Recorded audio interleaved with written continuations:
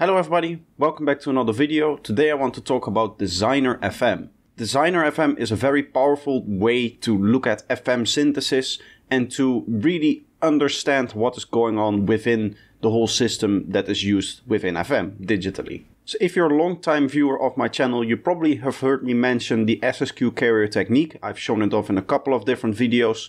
And this is a part of Designer FM. That was the first time that I personally used Designer FM to create the sound that I wanted to create. So let's have a little look at this project here. What I have here is just a basic FM setup of a sine wave being FM'd by a saw wave. This is a ramp up saw wave. And for those who have already experimented with different types of FM like this, you probably know that this gives us a higher pitched sound. Let me actually show you by turning this one off temporarily. You can see that if I play a note, we are in the sub bass register. If I now turn this on, we go up a whole bunch. We go up in pitch. You can see it indicates G#5 here. I was actually playing a G. So this one is slightly out of tune now. But we can see that we are upping the pitch. So why does that happen? What is going on here? Well, internally, a lot of different FM synths actually use phase modulation. The reason for that has to do with the way that it's able to program. It's much easier to program in a modulatable phase offset rather than a modulatable frequency at this kind of speed. So let's think about what really happens. As this wave is being played back, it is also being changed in position depending on this wave. This wave is going to move it forward. As you can see, we're ramping up, so we're going to constantly change the position of the sine wave while the sine wave is being played. And in this case, we're doing it in such a way that the pitch actually speeds up. If we change the waveform, say to a downwards, by doing something like this, you still hear that we get that pitch up effect because the wave is being changed, but it's being changed in a different way. It's actually being moved in reverse in terms of the FM that is being applied. So we get a different pitching up, which has a slightly different tune. I'm playing the same note here as I was before. If I move this one here, again I'm playing the same note, but we get slightly different pitches because of the way that the wave is being moved while being FM'd. Now with this in mind, with this basic knowledge in mind, we can start to design our own wavetables that use this to create the kind of sounds that we want. The real fun comes in when we use something like the remap to bend this out of its linear shape. So I'm just going to perform a bend like this, which as you can see moves all of the energy a little bit more to one side, and this will give us a clicky sound. This is also what the SSQ technique relies on, and the more that you do something like this, the more that you make it like this, the more clicky we get. Now I know that with this setup you can see I'm using this oscilloscope right here. It's not the best way to show it.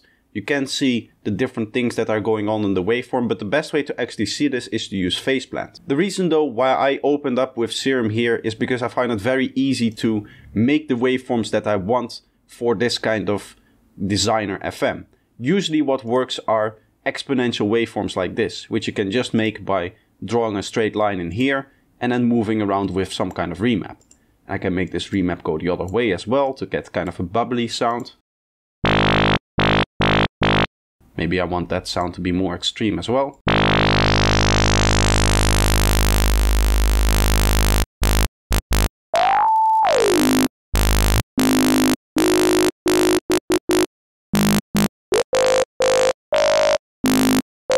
There's a whole bunch of different ways that I can play with the exact waveform that I have, as well as the remap, to get the sounds that I want. I'm very used to the workflow within Serum. Now once I have some kind of setup that I'm happy with, what I'll usually do is save it as a wavetable. So I'm going to go here and I'm going to render oscillator B warp. That will render it to the wavetable. This is now a wavetable that I can use. So I've just saved it under Designer FM example. Then I want to go into phase plant. And I can actually use this wavetable in phase plant.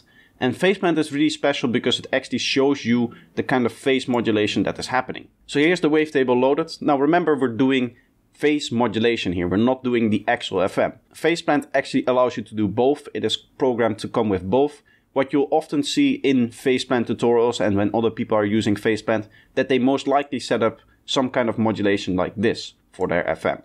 This is phase modulation. This is not the real kind of frequency modulation that you might associate with FM, although the sounds that they produce are very, very similar. We can actually have a quick look at the difference. If we want to use normal FM, we use the shift here, and you can see that we get a little bit of a different sound, a little bit of a different waveform, but the sounds are going to be very much the same in terms of the kind of qualities that you get. So here you can see the resulting waveform of what we've just created. We can look at it on a sine wave. Again, as I said, once I have my waves created like this, it is easier to work within phase plans because you immediately see the resulting waveform that you're going to get from there. So hopefully I could shed enough light on this technique that you find it interesting enough to experiment with it yourself.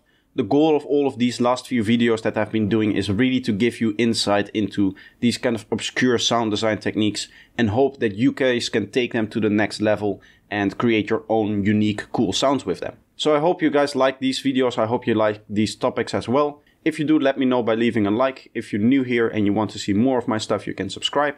Finally, if you have any questions, feel free to comment or join me in my Discord server so that we can discuss things further. But that's going to be the video for today. I hope you enjoyed and I hope to see you in the next one. Bye bye.